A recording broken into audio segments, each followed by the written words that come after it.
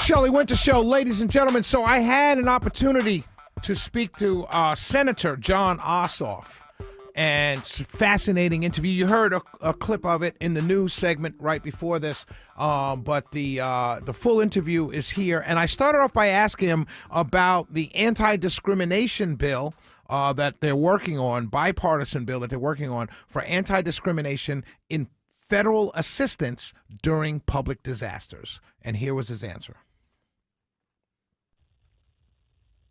Look, this makes clear in federal law that there can be no discrimination on the basis of political affiliation or political preference in federal disaster relief efforts. And this comes from this horrific story of some middle manager at FEMA who was apparently telling personnel in her little area of operations not to reach out to and help folks with Trump signs in their yard. It's unacceptable. I believe this person has been fired, rightfully so, but we need to make this federal law. Doesn't matter who you support politically, doesn't matter what your political views are. If you're an American, you're entitled to the very best service and response in the aftermath of a disaster, and that's why I'm working to bring Republicans and Democrats together to get this done. And this seems like an obvious thing, right? And it's a shame that we have to put this in law because, as you said, discrimination is against the law. But this came out because people saw it, and then the young lady came out and talked about kind of a whistleblower situation. Do you think this is happening, because many conservatives believe this, that this may be happening in other areas? And is there a way to stop that? Well, look, we know about this one case. I haven't seen evidence that it's much more widespread in disaster response, but there may be other cases, and it's unacceptable. And I do think that we need to pass a broader measure that adds political affiliation or political preference to banned forms of discrimination. Because it doesn't matter if it's FEMA or any other agency of the federal government, the VA, whatever it may be, a citizen's political preferences can never, ever, ever be a cause for discrimination when we're talking about public service, disaster response, helping our veterans. It just has to be off the table. It has to be clear in federal law that it's off the table. So can this become a broader act to be added to the Civil Rights Act, that adding political affiliation to that list of areas where we should not be discriminated against? Do you think that would ever happen? Several of us are having discussions about that right now, about taking what we're doing here, which is focused on FEMA and disaster response, and broadening it to include all federal activities, all federal service. That's awesome. That is awesome. So let's skip down now. You have something else. Very busy, Senator Ossoff, which is why so many of us do respect you and love you so much, because you are doing the work. You and Senator Blackburn of Tennessee introduced the Border Smuggling Crackdown Act. Tell us about that. Yeah, look, I was out in El Paso with Border Patrol and Department of Justice officials a few months back, and it became very clear to me that they don't have the tools and the power to go after these smuggling and trafficking groups who are operating on both sides of the southern border that they need. This is major international crime run by huge cartels and transnational crime groups. They are bringing huge numbers of people, many of them victims of sex trafficking, across the southern border. They're bringing huge amounts of drugs across the southern border. So I've written this bill to dramatically enhance sentencing so that DOJ can throw the book at these international criminals who are exploiting people, who are putting our national security at risk, who are bringing drugs across the southern border. Lock them up, take them out of the game, and really take it to these international crime groups and cartels. And increased sentencing, that this means that, and I want my listeners to understand that this means that at the Senate level, yourself, Senator Blackburn, people do understand that this is a major problem with open borders.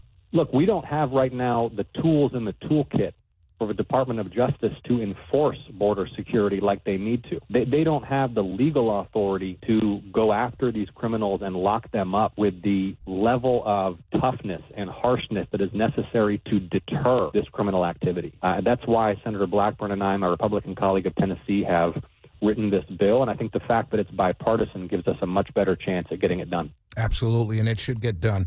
So far, you have no pushback from me on any of these two bills. Let's go to something closer to home in Georgia, a $6 billion federal loan agreement to restart Rivian's Georgia plant. Why is that necessary, and should we be giving loans to corporations? Well, I think a loan is better than a grant, and here we have a case where the state of Georgia committed billions of dollars and spent hundreds of millions of dollars to attract Rivian to Georgia, and construction stalled. So we had a construction site just sitting dormant, and all of the promised jobs and the promised economic growth were in question. With this federal loan, the company has committed to restart construction of that plant. That puts us on a much better path toward thousands of new jobs being created and those vehicles being manufactured here in Georgia, plus the opportunity for the taxpayer to recover that loan after construction is complete. Sounds good to me. I'm okay with that. All three for three. You batting 1,000 this afternoon with me, brother. Lastly, Trump. Not lastly, but one more after this. But President Trump won the election. He's going to be in office. How are you going to be navigating having a Republican president? The Senate is going to have a Republican majority. What do you look forward to working with or not working with the incoming administration? Look, I'm confident there will be more opportunities to get things done for Georgia. If you look at the bipartisan infrastructure law that we passed to upgrade our national infrastructure, you looked at the veterans health care legislation that we've passed in the last few years, it's all been bipartisan. Just like the Border Smuggling Crackdown Act I've just introduced with Senator Blackburn. I always think we're in a stronger position as a nation when we focus on the national interest, not just Democratic and Republican interests. Of course, we can and we must have civil disagreements about public policy, but there is way too much hate in politics. There's way too much work to try to win the political game rather than win for the nation.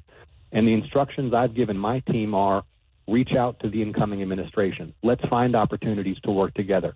And let's take advantage of the great relationships I've built across the aisle in the Senate to keep getting things done and keep moving the ball down the field for Georgia.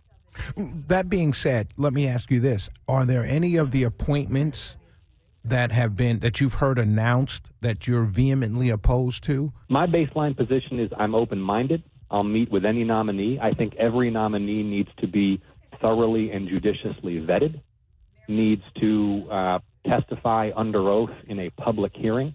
That would be the case if it's a Democratic president or a Republican president. And the Senate needs to exercise its constitutional obligation to vote on these nominees. But I hope that there will be nominees for the incoming administration who can earn my support. They'll earn my support by demonstrating that they're going to add value for my constituents in Georgia. That's the bottom line for me. My man. Last question. Some point you're going to be running for a re-election. Don't know who's going to be your opponent, but you pretty much, and this interview shows this, that you pretty much been a kind of nonpartisan, just working for Georgians. Doesn't matter, as you said several times, Republican, Democrat, I'm working for Georgians, all Georgians. And I will say publicly you've done a good job of that. When you come up for re-election, what message do you have for your opponents? Well, look, we'll see who wants to run, and I'll be ready for anybody. But the bottom line is my message will be to the people of Georgia, and it will be to look at that record. What I have done is tried to put our small differences and our partisan differences aside and to deliver for the state. And I've done that by working across the aisle. I've done that by bringing people together. I've done that by focusing on the national interest, not just the interests of my party. And that approach has delivered results. That's the record that I will run on, and I look forward to showing that record to the voters in Georgia and to winning re-election. Happy holidays. Thank you so much. Take care. And everybody out there, reach out anytime, ossoff.senate.gov. We're here to help. Senator John Ossoff, ladies and gentlemen. And I mean what I say. He's going to be tough. It's going to be a tough re-election campaign. Because as I said to him, you didn't hear it in the interview, but I said to him, I can't really say you're a Democrat because you're basically doing a lot of different things across the aisle, working bipartisan. You're working across the aisle. You're doing a lot of things, veterans, anti-discrimination, and FEMA based on something that happened to Republicans in North Carolina. I mean, it's a good senator, man. It's a good senator.